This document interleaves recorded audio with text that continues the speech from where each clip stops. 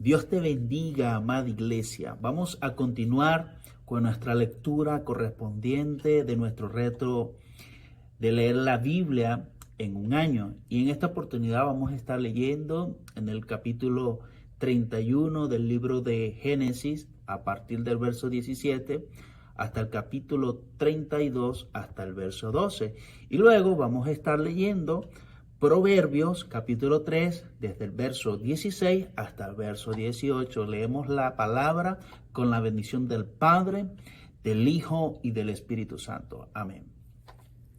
Entonces Jacob hizo que sus esposas y sus hijos subieran a los camellos y puso en marcha todos sus animales. Reunió todas las pertenencias que había adquirido en Padán Aram y salió hacia la tierra de Canaán, donde vivía su padre Isaac.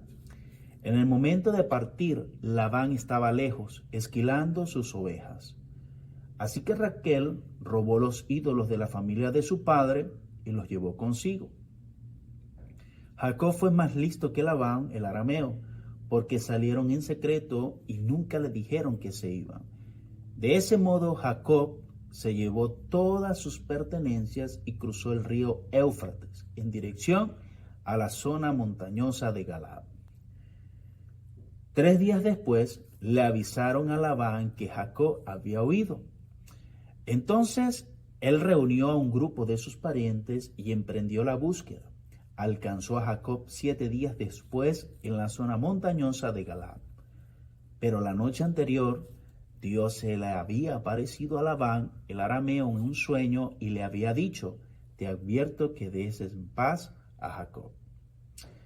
Labán alcanzó a Jacob, quien acampaba en la zona montañosa de Galaad, y armó su campamento no muy lejos del campamento de Jacob. ¿Qué pretendes engañándome de esa manera?, preguntó Labán. ¿Cómo te atreves a llevarte a mis hijas como si fueran prisioneras de guerra? ¿Por qué huiste en secreto? ¿Por qué me engañaste? ¿Y por qué no me dijiste que querías marcharte? Yo te habría hecho una fiesta de despedida con cánticos y música al son de panderetas y arpa. ¿Por qué no me dejaste besar a mis hijas y a mis nietos y despedirme de ellos? Has actuado como un necio. Yo podría destruirte, pero el Dios de tu padre se me apareció anoche y me advirtió: deja en paz a Jacob. Puedo entender que sientas que debes irte y anhelas intensamente la casa de tu padre, pero ¿por qué robaste mis dioses? Me apresuré a irme porque tuve miedo, contestó Jacob. Pensé que me quitarías a tus hijos por la fuerza. Ahora, en cuanto a tus dioses, si puedes encontrarlos, que muera la persona que los haya tomado. Si encuentras alguna otra cosa que te pertenezca, identifícala delante de estos parientes nuestros y yo te la devolveré. Pero Jacob no sabía que Raquel había robado los ídolos de la familia. Labán fue a buscar primero en la carpa de Jacob, luego entró en la de Lea y después buscó en las carpas de las 2 esposas esclavas, pero no encontró nada. Por último, fue a la carpa de Raquel, pero Raquel había tomado sus ídolos y los había escondido en la montura de su camello y estaba sentada encima de ella.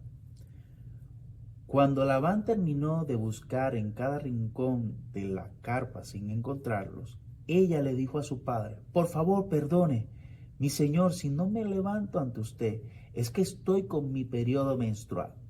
Labán, pues, continuó su búsqueda, pero no pudo encontrar los ídolos de familia. Entonces Jacob se enojó mucho y desafió a Labán. ¿Cuál es mi delito?, preguntó él. ¿Qué mal he hecho para que me persigas como si fuera un criminal? Has registrado todas mis pertenencias. Muéstrame ahora lo que hayas encontrado que sea tuyo. Ponlo aquí delante de nosotros, a la vista de nuestros parientes, para que todos lo vean, que ellos juzguen entre nosotros. Durante 20 años he estado contigo cuidando de tu rebaño. En todo ese tiempo, tus ovejas y tus cabras nunca abortaron. En todos esos años, nunca tomé ni un solo carnero tuyo para comérmelo. Si alguno de ellos era atacado por animales salvajes y moría, yo nunca te mostraba el cadáver ni te pedía que los descontaras de tu rebaño. No, yo mismo me hacía cargo de tu pérdida. Tú me hacías pagar por cada animal robado, ya fuera a plena luz del día o en la oscuridad de la noche.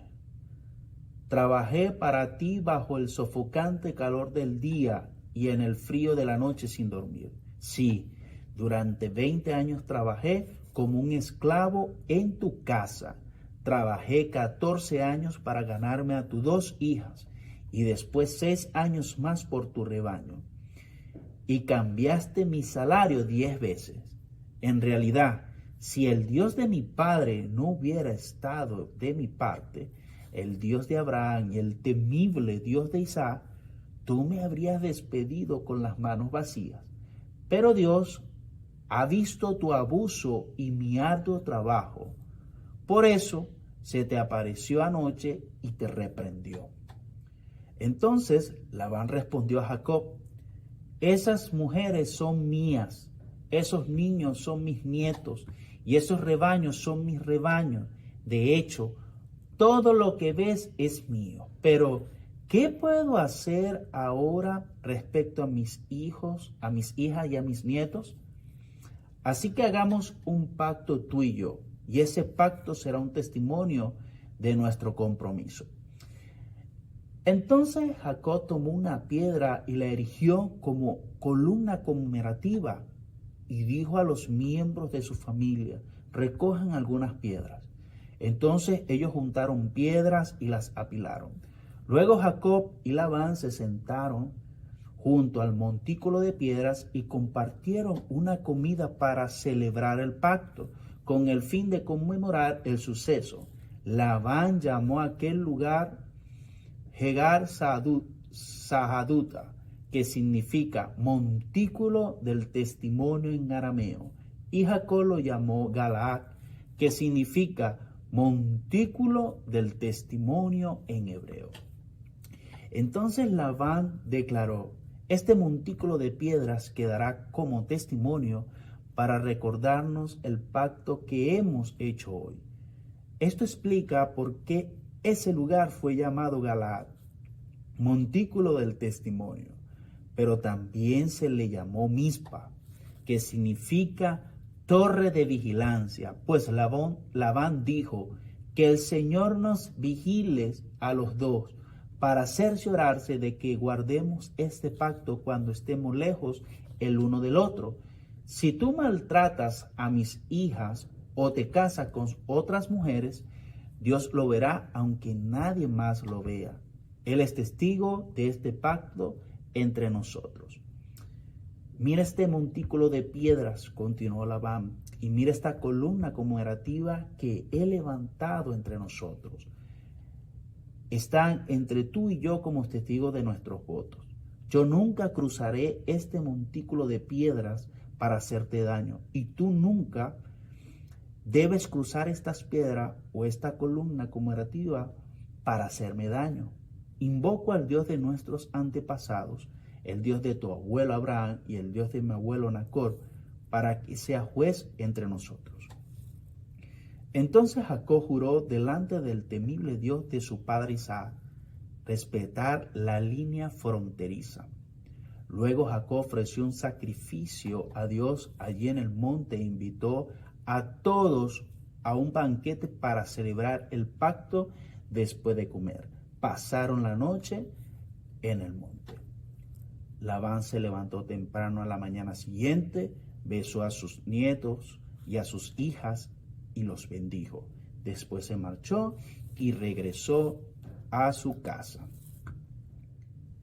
Cuando Jacob emprendió nuevamente su viaje, llegaron ángeles de Dios a encontrarse con él.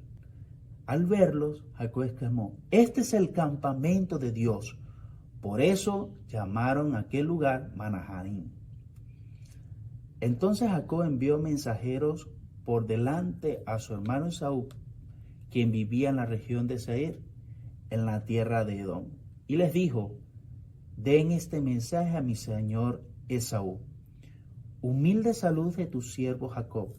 Hasta el momento estuve viviendo con el tío Labán, y ahora soy dueño de ganado, burros, rebaños de ovejas y de cabras, y muchos siervos, tanto varones como mujeres. He enviado a estos mensajeros por delante para informar a mi señor de mi llegada, con la esperanza de que me recibas con bondad. Después de transmitir el mensaje, los mensajeros regresaron y le informaron a Jacob: nos encontramos con su hermano Esaú y ya viene en camino a su encuentro con un ejército de 400 hombres. Jacob quedó aterrado con la noticia. Entonces separó a los miembros de su casa en 2 grupos, y también a los rebaños, a las manadas y a los camellos. Pues pensó: si Esaú encuentra a uno de los grupos y lo ataca, quizás el otro pueda escapar. Entonces Jacob oró: oh Dios de mi abuelo Abraham y Dios de mi padre Isaac, oh Señor, tú me dijiste: regresa a tu tierra y a tus parientes, y me prometiste: te trataré con bondad. No soy digno de todo el amor inagotable y de la fidelidad que has mostrado a mí, tu siervo. Cuando salí de mi hogar y crucé el río Jordán, no poseía más que mi bastón, pero ahora todos los de mi casa ocupan 2 grandes campamentos. Oh Señor, te ruego que me rescates de la mano de mi hermano Esaú. Tengo miedo de que venga para atacarme a mí, también a mis esposas y a mis hijos.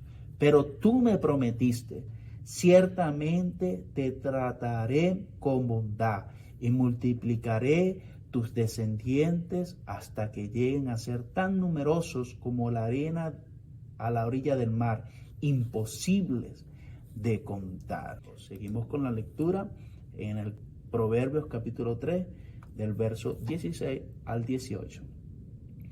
Con la mano derecha te ofrece una larga vida, con la izquierda riquezas y honor. Te guiará por sendas agradables, todos sus caminos dan satisfacción. La sabiduría es un árbol de vida a los que la abrazan. Felices son los que se aferran a ella. Bueno, amada iglesia, Dios te bendiga y sigue el reto de la lectura. Bendiciones.